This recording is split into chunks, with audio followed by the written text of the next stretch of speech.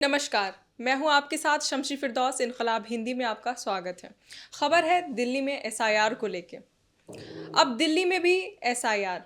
जी हाँ, अब बिहार की तरह दिल्ली में भी स्पेशल इंटेंसिव वोटर रिवीजन यानी कि एसआईआर की घोषणा कर दी गई है, जिसके बाद दिल्ली वासियों की चिंताएं बढ़ गई हैं।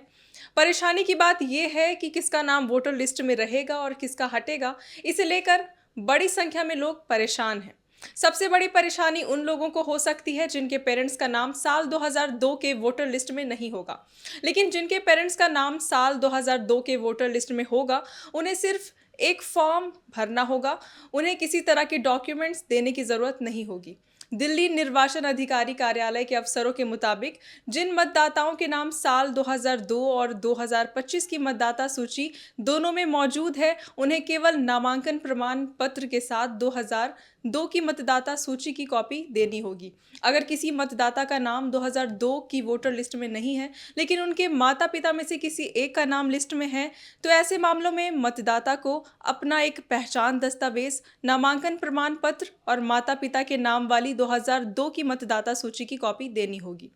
लेकिन जिनके माता पिता में से किसी का भी नाम 2002 के मतदाता सूची में नहीं है, ऐसे मतदाताओं के लिए एसआईआर की परेशानी का सबब बन सकता है। उन्हें ये प्रमाणित करना होगा कि वो भारत के नागरिक हैं। ये प्रमाणित करने के लिए चुनाव आयोग ने 12 दस्तावेजों की एक सूची जारी की है। उनमें से कोई एक डॉक्यूमेंट घर घर सर्वे के दौरान बीएलओ को दिखाना होगा। चुनाव आयोग ने 12 दस्तावेजों की एक सूची जारी की है। आइए जानते हैं जिनके पेरेंट्स के नाम 2002 के वोटर लिस्ट में नहीं है, उन्हें इन 12 में से कोई एक डॉक्यूमेंट्स दिखाने होंगे। पहला है कोई भी पहचान पत्र या पेंशन पेमेंट ऑर्डर। दूसरा है कोई ऐसा सर्टिफिकेट या डॉक्यूमेंट जिसे भारत सरकार का कोई भी विभाग, ऑफिस, बैंक, पोस्ट ऑफिस या एलआईसी ने जारी किया हो। तीसरा है बर्थ सर्टिफिकेट। चौथा है पासपोर्ट। पांचवा है मैट्रिक सर्टिफिकेट या कोई भी सर्टिफिकेट जिसे मान्यता प्राप्त बोर्ड या यूनिवर्सिटी ने जारी किया हो। छठा है स्थायी निवास प्रमाण पत्र। सातवां है फॉरेस्ट राइट सर्टिफिकेट। आठवां है ओबीसी, एससी, एसटी या कोई भी जाति प्रमाण पत्र। नौवां है नेशनल रजिस्टर ऑफ सिटीजन। 10वां है स्टेट या लोकल अथॉरिटी द्वारा फैमिली रजिस्टर। 11वां है कोई भी ज़मीन मकान अलॉटमेंट के कागजात। और 12वां और सबसे आखिर है आधार कार्ड।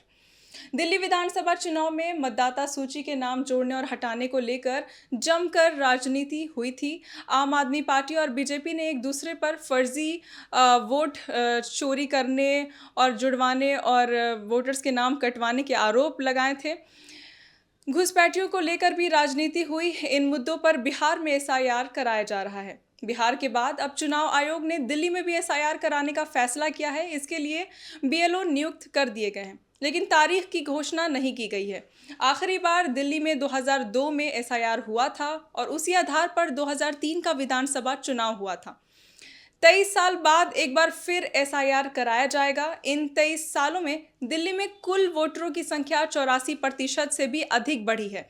महिला की बात करें तो महिला वोटरों की संख्या तो लगभग दुगनी हो गई है। एसआईआर के इसी गर्मा गर्मी के बीच कुछ राजनीतिक पार्टी एवं नेताओं के बयान भी सामने आते हैं।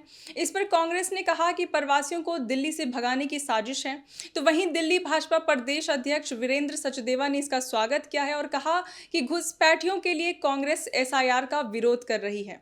वहीं दूसरी तरफ आम आदमी पार्टी के दिल्ली प्रदेश संयोजक सौरभ भारद्वाज ने कहा है कि राहुल गांधी से पहले अरविंद केजरीवाल ने 29 दिसंबर 2024 को ही इसका खुलासा कर दिया था। इस पर आपकी क्या राय है, हमें कमेंट में ज़रूर बताएं। आगे के अपडेट्स के लिए जुड़े रहें इनकलाब हिंदी के साथ। धन्यवाद।